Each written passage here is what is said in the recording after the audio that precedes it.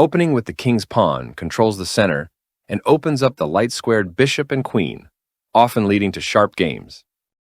e5 is a common response that establishes a presence in the center, controls d4, and opens up the queen and dark-squared bishop. Knight f3 develops the knight toward the center, attacks the e5 pawn, and prepares to castle.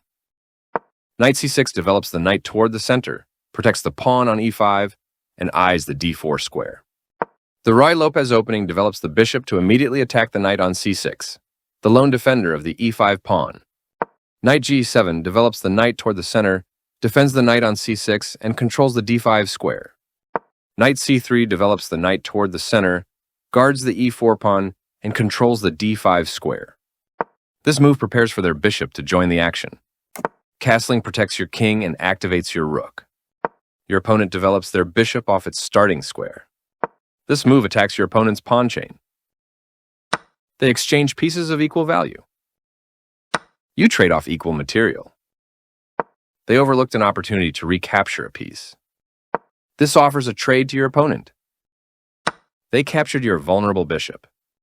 That was a brilliant sacrifice. Capturing your hanging knight.